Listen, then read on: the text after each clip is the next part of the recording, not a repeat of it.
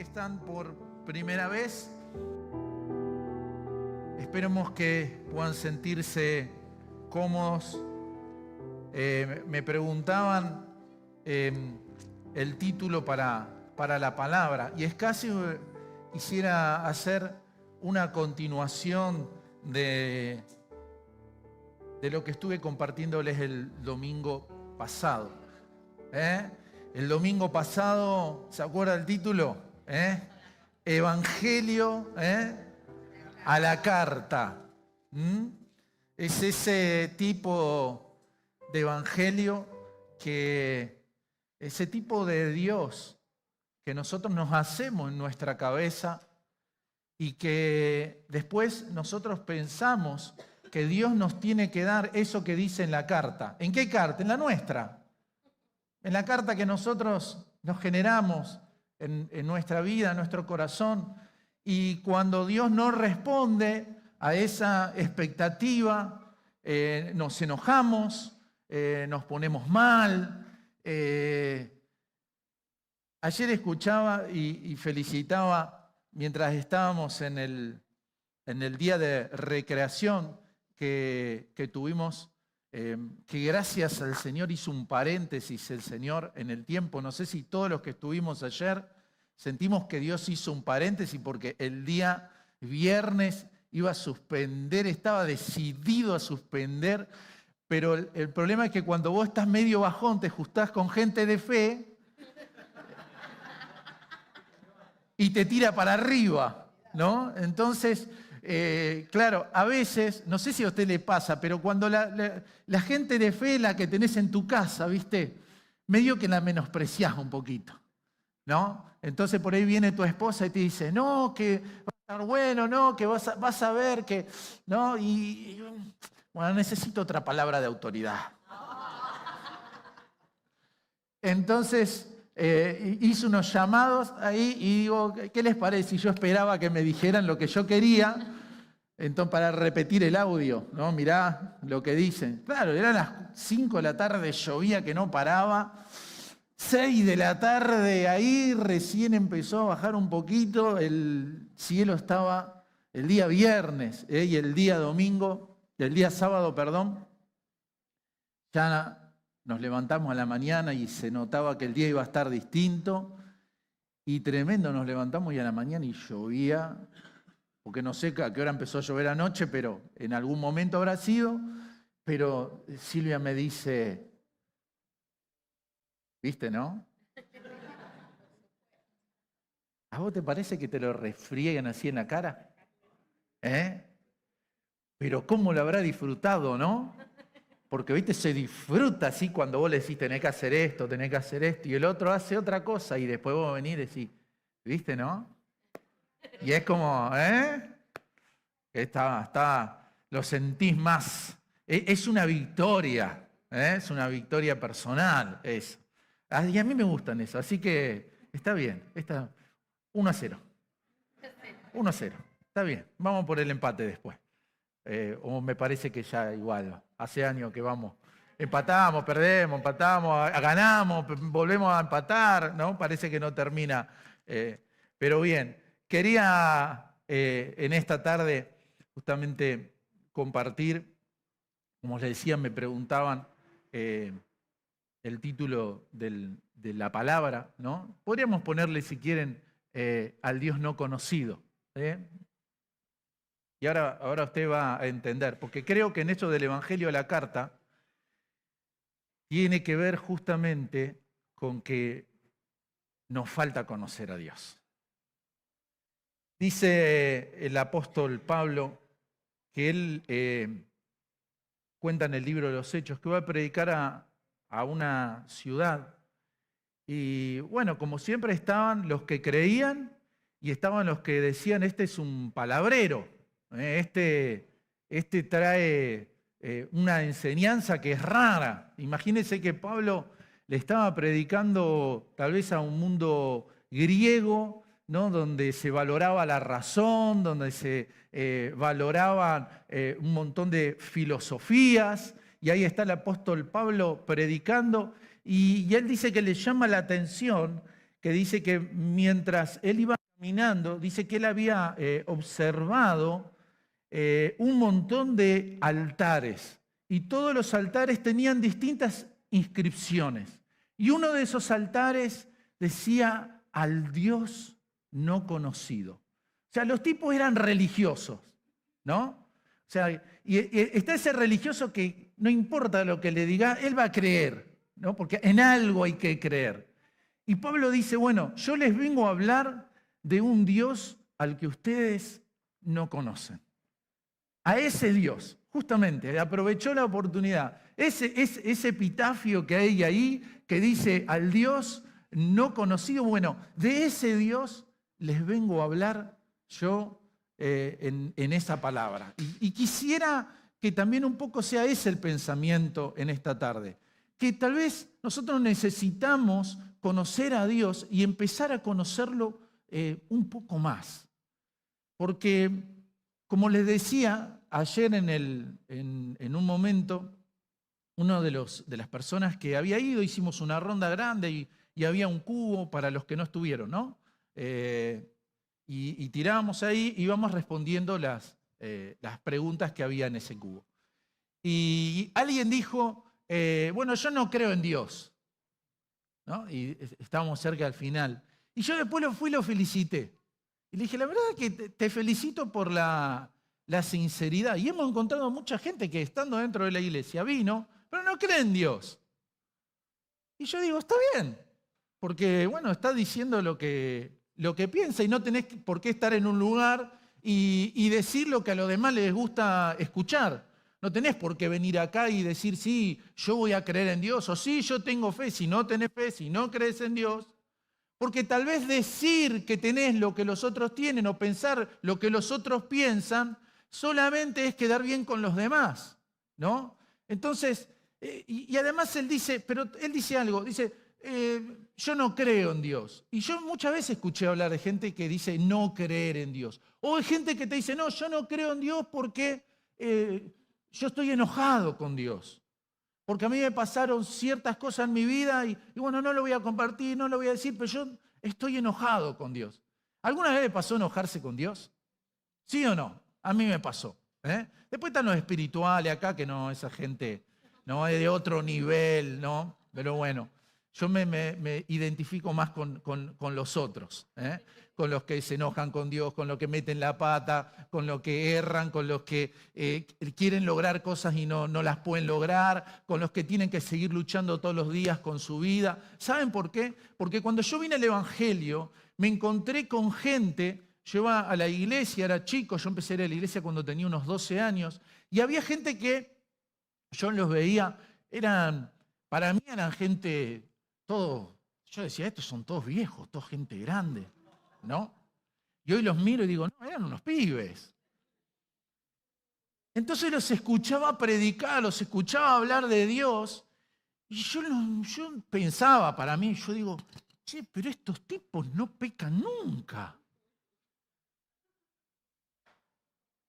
¿No? Como que todo pasaba incluso hasta por la forma de vestirse, ¿no? Y yo decía, wow, ¿no? Y con lo que me costaba llevar la corbata mía a la iglesia.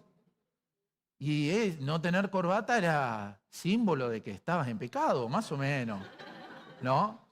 Entonces, lo que ellos me mostraban a mí era una forma de creencia, una forma de Dios, ¿no? Y yo no quiero que usted se vaya con el Dios equivocado mientras está en este lugar. Por eso vengo tal vez a hablarte en este tiempo de un Dios desconocido, un Dios al que necesitamos seguir conociendo, un Dios con el que necesitamos seguir encontrándonos. Tal vez vos estás enojado con un Dios que en realidad no es el verdadero Dios. ¿Me explico? Porque tal vez en tu carta estaba de que Dios tenía que ser de tal manera y resulta que Dios no es así. No sé de dónde lo inventaste, no sé de dónde lo sacaste, no sé si porque alguna vez alguien en tu casa te dijo, no, hace esto porque Dios te va a castigar y vos a partir de ahí te tomaste una idea de que Dios es de cierta manera o de cierta forma y tal vez en realidad para vos Dios es un Dios desconocido.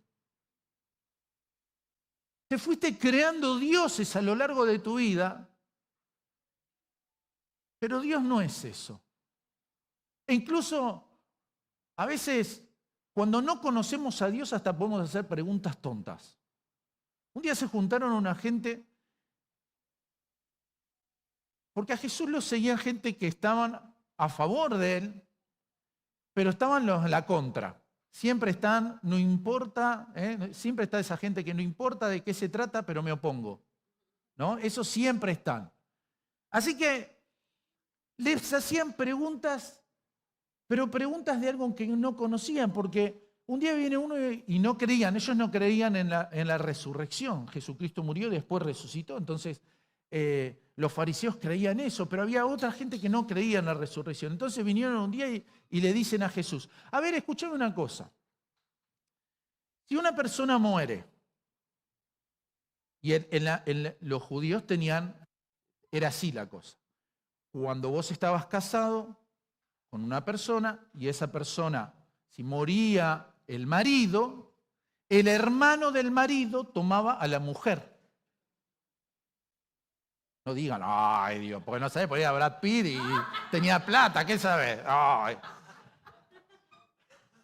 Pero era así, ¿no? Entonces, claro, si moría la mujer de mi hermano, yo me tenía que hacer cargo de la mujer de mi hermano. Era una cuestión cultural, ¿no? Era una cuestión cultural.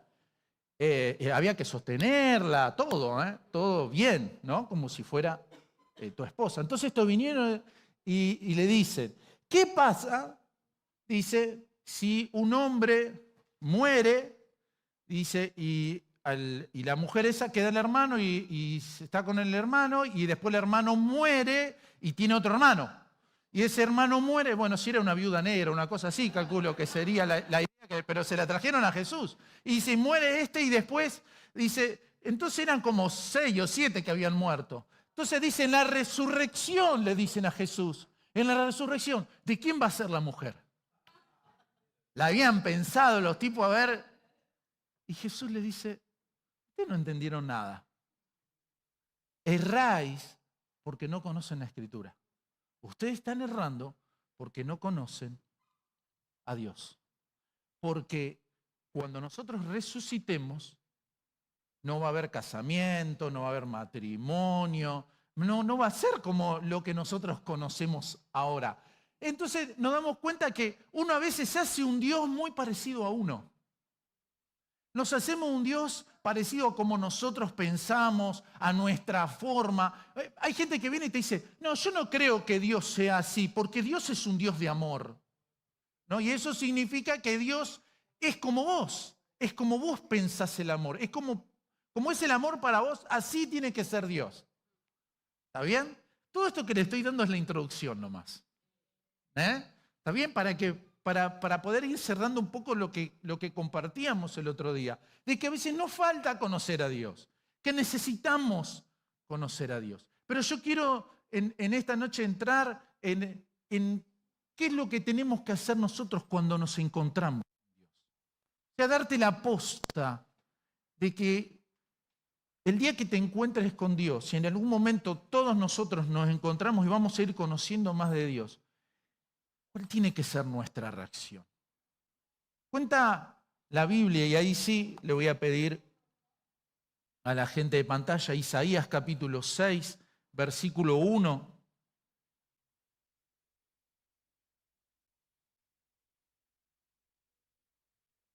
Eso está en el libro del profeta Isaías.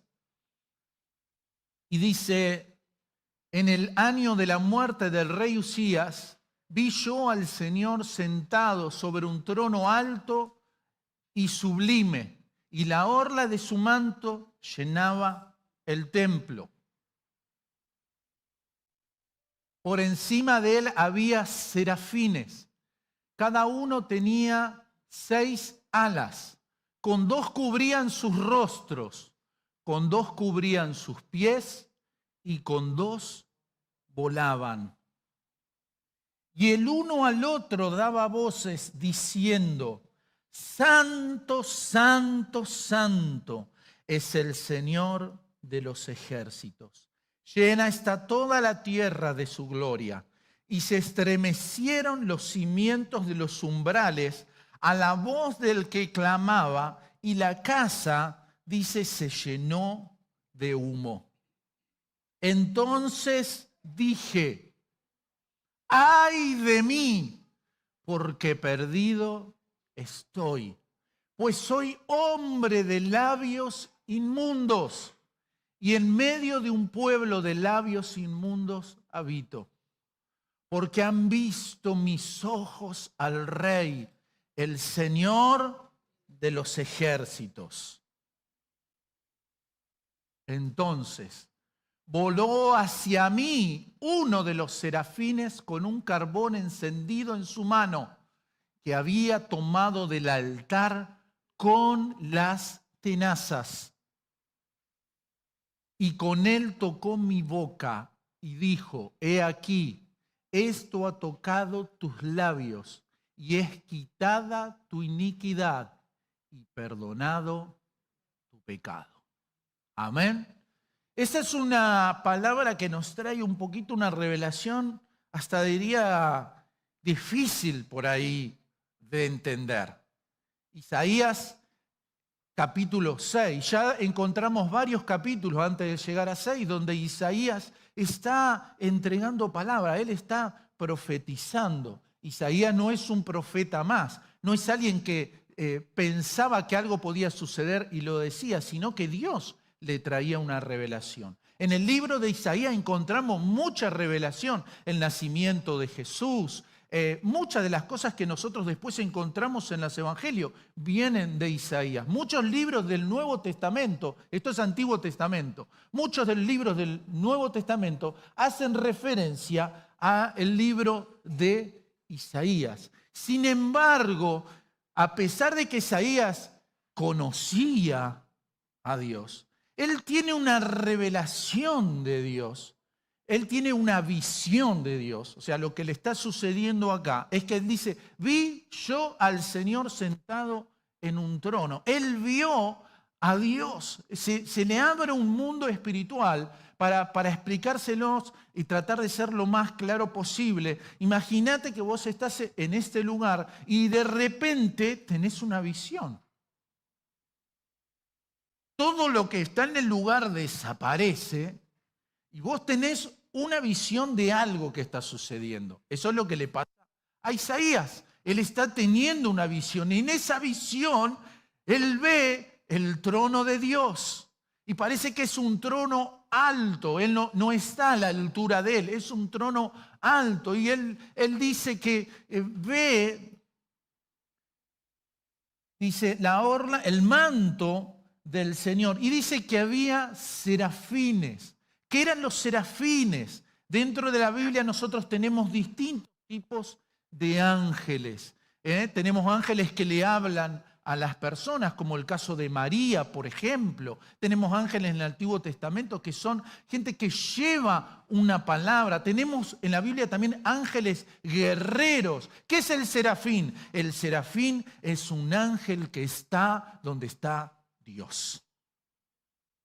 Ellos están y se mueven donde está Dios. Ellos cuidan de Dios, se mueven. Ahora, son ángeles raros, ¿no? Porque acá hace una descripción física y dice que tienen 6 alas. Es tanta la santidad de Dios que estos ángeles explican que con dos de esos pares de alas se tapan los ojos, con 2 se tapan los pies y con 2 volaban. O sea, es tanta la gloria de Dios que ellos se tienen que cubrir, ellos se tienen que tapar, porque la gloria, y es un poco lo que ahora vamos a ver que hace Isaías, porque cuando Isaías tiene esta revelación, dice que los serafines, dice, volaban de un lado hacia otro y también daban voces diciendo, proclamaban, santo, santo, santo. ¡Wow! Dice el Señor de los ejércitos. Es el Señor de los ejércitos. Y llena está toda la tierra de su gloria. Cuando nosotros cantamos Santo, Santo, Santo. ¿Cuántas veces lo hacemos en las reuniones? ¿Cuántas veces los hermanos que dirigen las alabanzas traen esa canción? Y yo digo, nosotros nos estamos uniendo a esos ángeles. Nosotros también estamos proclamando que Él es santo. Entonces, Él ve la santidad de Dios. Lo que quiero que usted entienda es que Él está teniendo una revelación, que hasta ese momento, a pesar de haber sido profeta y ser profeta de Dios y entregar palabra de Dios, Él está recibiendo algo nuevo. Él está experimentando algo que nunca experimentó. Él está viendo algo que nunca vio. Por eso le digo que prepárese para ver las cosas que nunca vio. Para experimentar de Dios lo que nunca experimentaste. Y sabes que Dios es un Dios personal. Dios es un Dios que quiere tratar con cada uno de nosotros de manera individual. Lo que hace Dios con el otro es con el otro. La manera de que el Señor se manifiesta en la vida del otro es una manera que tal vez va a ser distinta en la que Dios se va a manifestar en tu vida. Porque Dios conoce cómo somos cada uno de nosotros y cuál es la necesidad de nosotros. Amén. Así que si Dios lo hizo con el otro así, bueno, por ahí con vos Dios lo quiere hacer de otra manera. Así que no te pongas mal por eso. Pero quiero que entendamos lo que le está sucediendo a Isaías. En el versículo 5, quiero detenerme bastante tiempo en esta noche en este versículo, porque cuando Isaías se encuentra frente a esa visión, él dice, ¡ay de mí! Porque estoy perdido. Estoy perdido. ¿Sabés qué dice la Biblia? Que un hombre que se encuentra con Dios no la cuenta. Es tan fuerte el poder de Dios y la gloria de Dios en una vida. Si el Señor entrara en su gloria en esta noche, en este lugar, no quedaría aire para que nosotros pudiéramos respirar. Él como profeta sabía que estaba viendo la gloria de Dios. Tal vez no lleguemos a entender lo que significa eso en toda su dimensión. Y seguramente, hermanos, no entenderemos todavía. Solamente el que ha experimentado el toque de Dios en su vida y el poder de Dios en su vida sabe lo que es eso, que incluso aún es difícil de explicarlo, ¿sí o no? ¿Cuántos de los que están acá alguna vez han sentido que Dios tocó sus vidas? ¿Pueden levantar las manos un poquito?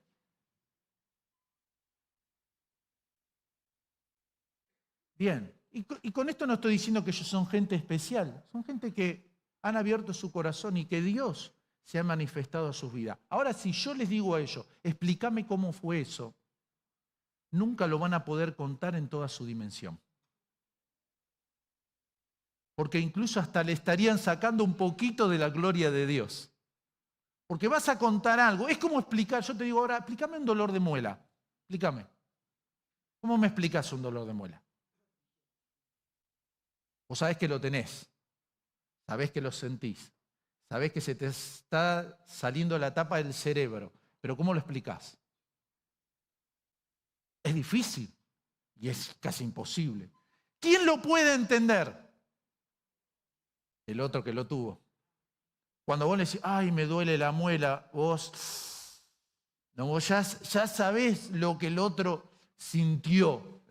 Y aunque tal vez incluso en un simple dolor de muela, el dolor de uno sea distinto al del otro. Porque es así. Mi señora viene y me cuenta, me dice, ay, me duele la muela, y yo me imagino, pienso un poquito lo que me pasó a mí en ese momento, pero esto no significa que el dolor de muela de ella sea igual al mío. Son distintos. ¿Está bien? Entonces, cuando uno experimenta la gloria de Dios, cuando uno experimenta el poder de Dios en su vida, uno se da cuenta de su estado. ¿Qué es lo que le sucede a Isaías? Él dice, ay de mí, perdido estoy, pues soy. Isaías tiene una convicción profunda de su estado. de cómo está él. O sea, él tiene una convicción de la situación en la que él se encuentra. Fíjense que dice, pues soy, pues soy. Está hablando de él. Pues soy hombre de labios inmundos. Lo primero que quiero que entiendas en esta noche, que cuando vos empezás a conocer a Dios, empezás a tener una revelación de vos mismo. ¿Está bien?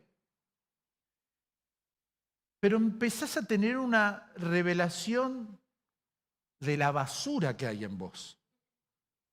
Disculpa que te lo diga así.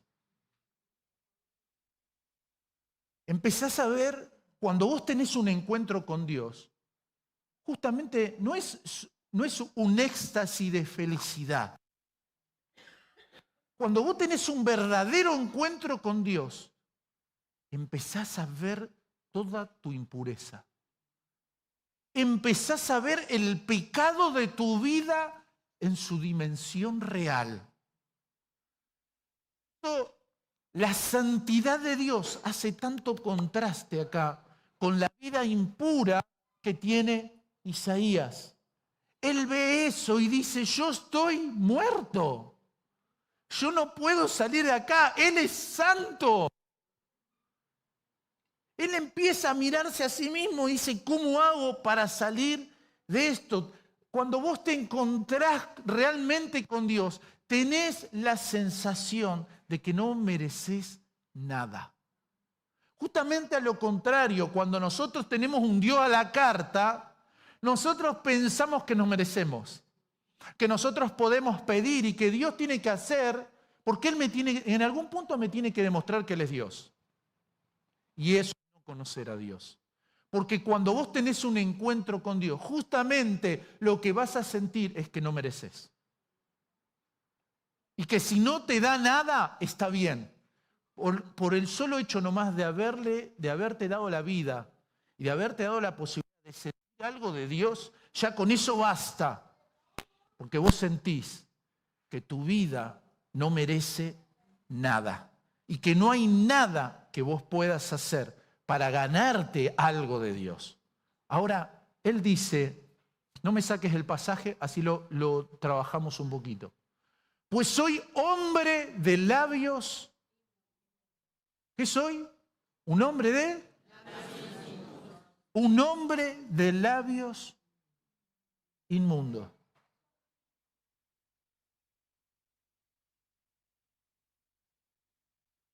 ¿Cuántos de acá tienen labios? Por lo que veo. ¿Sabes qué dice la Biblia? Que una de las partes de nuestro cuerpo, la más complicada, tiene que ver con esto.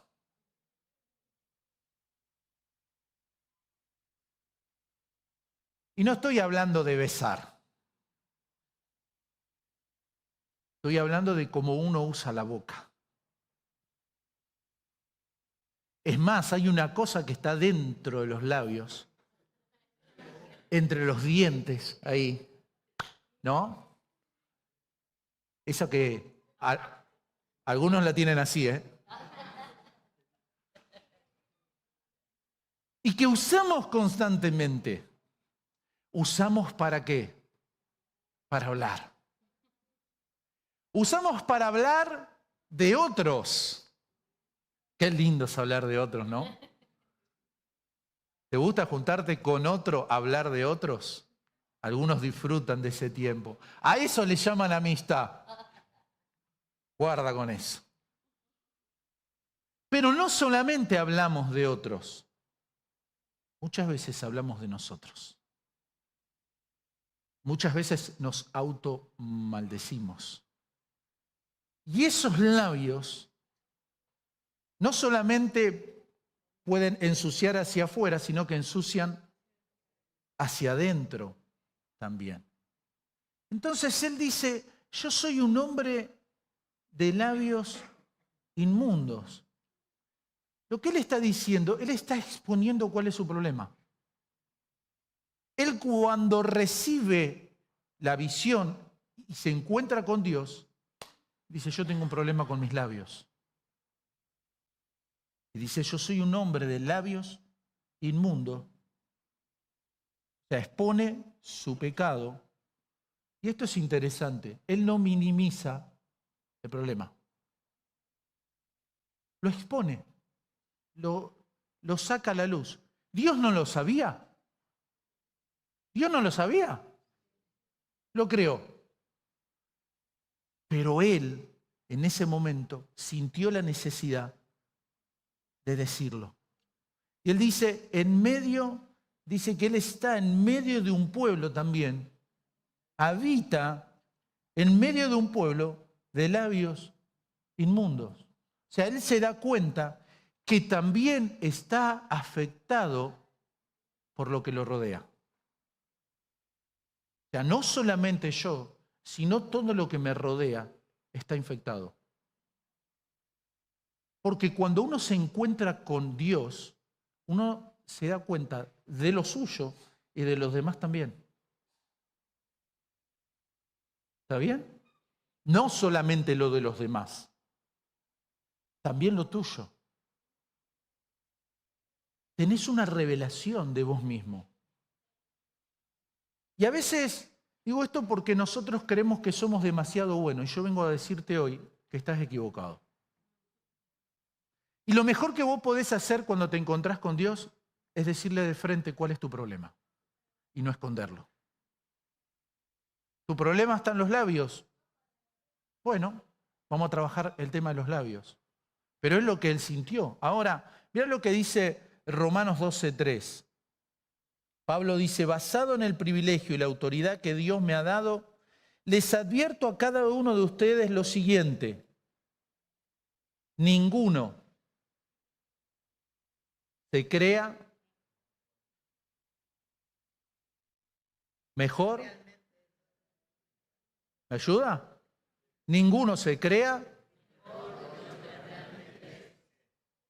Sean, al evaluarse a ustedes mismos, háganlo según la medida de fe que Dios... ¿Me ayudan los de acá? Basado en el privilegio y la autoridad que Dios me ha dado, dice Pablo, les advierto a cada uno de ustedes lo siguiente. Ninguno se crea, sean... Para. Tocalo al que tenés al lado y decirle, sé realista.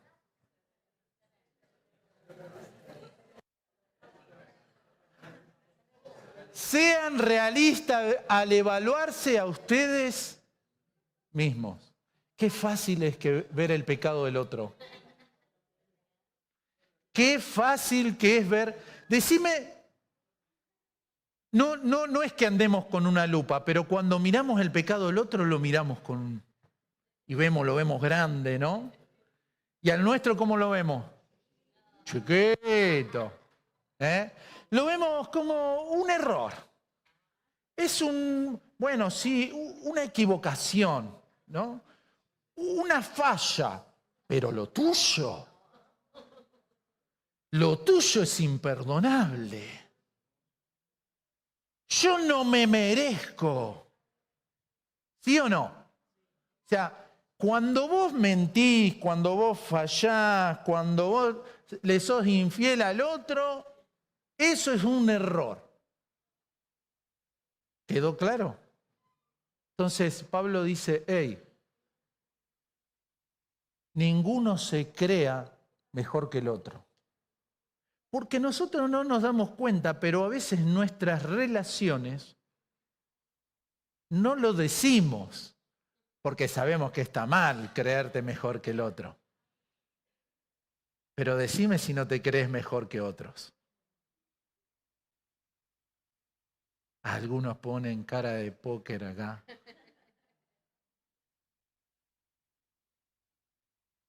Decime si a veces no te sentís superior a otros. Volviendo a esto, Isaías dice, ¿saben qué? Yo soy un hombre de labios inmundos y vivo en un pueblo que tiene labios inmundos. Él podría decir, pero yo soy profeta y ellos son el pueblo. Pero yo soy el pastor, ellos son el pueblo. Y dice, yo tengo el mismo problema que tiene esta gente. También tengo un problema con mi boca. Y dice, fíjate lo que sucede, versículos 6 y 7. Entonces voló hacia mí uno de los serafines con un carbón encendido en su mano que había tomado del altar con las tenazas. Uno de esos serafines, uno de esos seres que está ahí cuidando la presencia de Dios, el altar de Dios, va con una tenaza, no lo toma con una mano, con una tenaza, lo trae. Dice, y él tocó mi boca. ¿Qué tocó? ¿Por qué no tocó la cabeza? ¿Por qué no tocó el pie? ¿Por qué no tocó la espalda?